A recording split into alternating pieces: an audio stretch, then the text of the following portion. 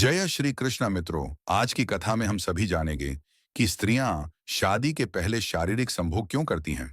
कथा सुनने से पहले कमेंट में जय श्री राम और जय सीता माता लिख देना और कथा अंत तक जरूर सुने ताकि आप जान सके कि स्त्रियां शादी के पहले शारीरिक संभोग क्यों करती हैं। हिमालय पर्वत एकदम शांत था। हवा भी शांत थी। हिमालय की ऊंचाइयों पर बर्फ की चादर बिछी हुई थी और सूरज की किरणें उस पर चमक रही थी। यह दृश्य मन को शांति और सुकून देने वाला था। यहाँ की हवा में एक अलग ही पवित्रता थी जो हर किसी के मन को मोह लेती थी। ऋषि विश्वामित्र का आश्रम बहुत पवित्र था। यह आश्रम हिमालय की गोद में बसा हुआ था, जहाँ हर तरफ हरियाली और शांति थी। आश्रम के चारों ओर पेड़ पौधे और फूल खिले हुए थे जो वातावरण को और भी पवित्र बना रहे थे। यहाँ आने वाले हर व्यक्ति को एक अलग ही आध्यात्मिक अनुभव होता था। उनके शिष्य वेद पियासेच रहे थे। वेदों का अध्ययन करते हुए शिष्यों के चेहरे पर एक अलग ही चमक थी। वे सभी ध्यानमग्न होकर ऋषि के उपदेश सुनते और उन्हें अपने जीवन में उतारने का प्रयास करते थे। आश्रम में हर दिन वेदों का पाठ होता था और शिष्य उसमें पूरी श्रद्धा से भाग लेते थे। माधवी सभी शिष्यों में सबसे ज्यादा समझदार थी।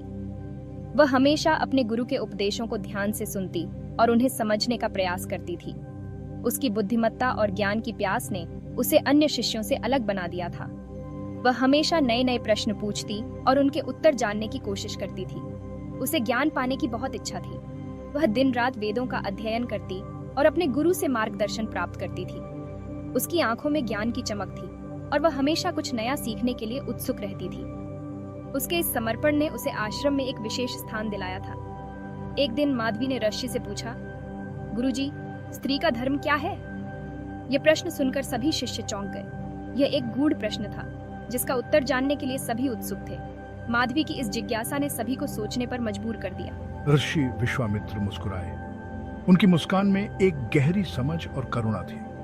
उन्होंने माधवी के प्रश्न को बहुत ध्यान से सुना और फिर उसे उत्तर देने के लिए तैयार हुए। उनकी मुस्कान ने सभी शिष्यों को यह संकेत दिया कि वह एक महत्वपूर्ण उत्तर देने वाले हैं। उन्होंने कहा, बेटी, धर्म बहुत जटिल है। उन्होंने आगे कहा, धर्म का अर्थ केवल पूजा पाठ या धार्मिक अनुष्ठान नहीं है। धर्म का असली अर्थ है अपने कर्तव्यों का पालन करना और सच्चाई के मार्ग पर चलना।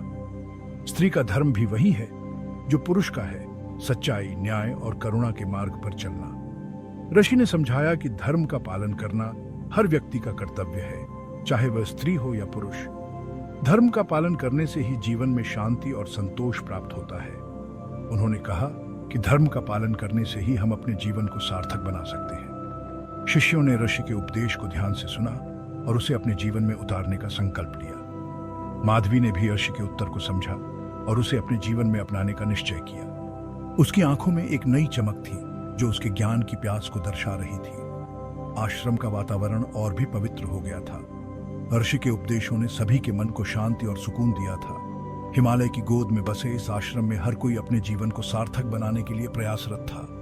यहाँ की शांति और पवित्रता ने सभी को एक नई दिशा दी थी। माधवी बहुत जिज्ञासु थी। उसने पूछा, लेकिन गुरुजी, स्त्री को पतिव्रता क्यों होना चाहिए?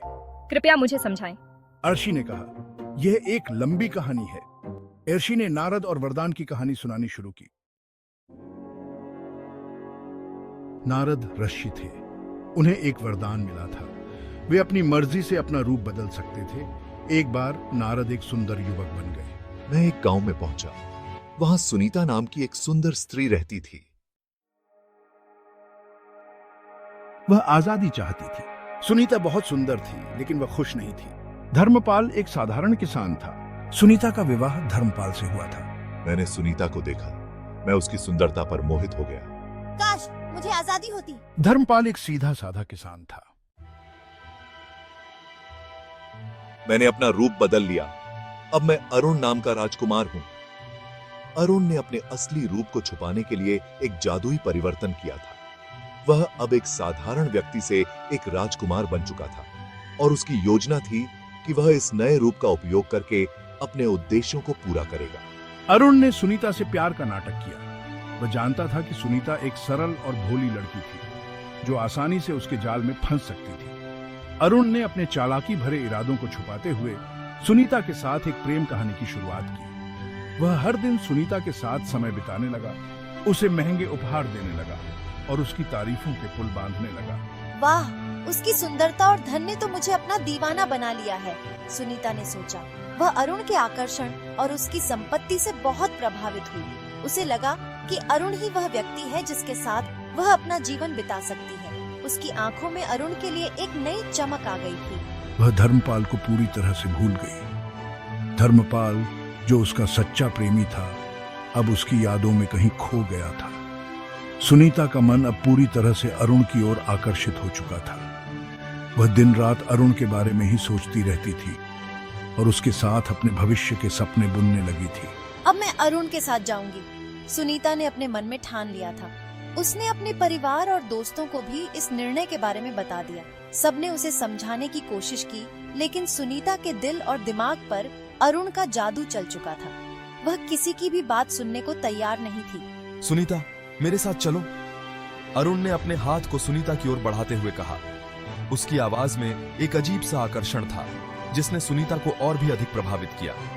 सुनीता ने बिना किसी हिचकिचाहट के अरुण का हाथ थाम लिया और उसके साथ चल पड़ी। और इस तरह सुनीता अरुण के साथ चली गई। वह नहीं जानती थी कि अरुण के इरादे क्या थे और वह किस दिशा में जा रही थी, लेकिन उस समय उसके दिल और दिमाग में केवल अरुण ही था।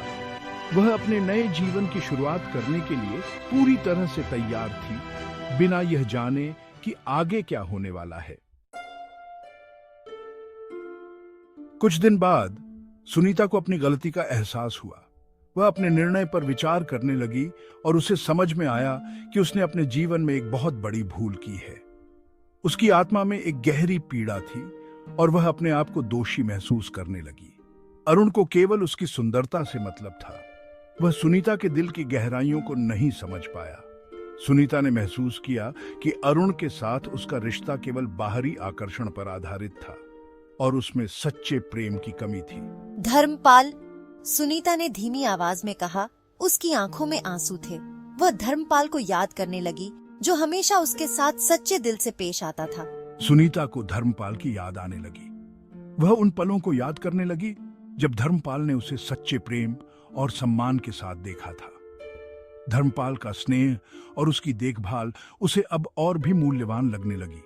उसने अरुण को छोड़ दिया। सुनीता ने अपने दिल की आवाज सुनी और अरुण से दूर जाने का निर्णय लिया। वह जानती थी कि यह निर्णय कठिन था, लेकिन यह उसके आत्मसम्मान और सच्चे प्रेम के लिए आवश्यक था। मुझे माफ कर दो, सुनीता ने धर्मपाल से कहा।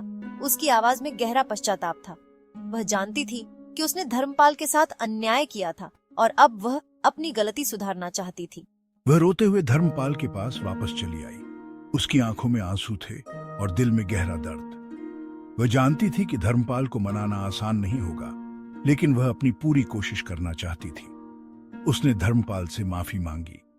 सुनीता ने अपने दिल की सारी बातें धर्मपाल के सामने रख दी। उसने अपनी गलती स्वीकार की और धर्मपाल से एक और मौका देने की विनती की। धर्मपाल ने उसकी आंखों में सच्चाई और पश्चाताप देखा और उसे माफ कर दिया। धर्मपाल ने सुनीता को माफ कर दिया। उसी समय नारद वहां प्रकट हुए। सुनीता, तुमने इच्छाओं के पीछे भागकर पाप किया है। विवाह सिर्फ शरीर का मिलन नहीं है, बल्कि दो आत्माओं का मिलन है। सुनीता को अपनी गलती का एहसास हुआ। उसने नारद से क्षमा मांगी। जाओ, अब से पतिव्रता धर्म का पालन करो। सुनीता ने धर्मपाल के साथ बहुत खुशी से जीवन बिताया। माधवी, असली खुशी संयम में है। इच्छाओं के पीछे भागने से सिर्फ दुख ही मिलता है।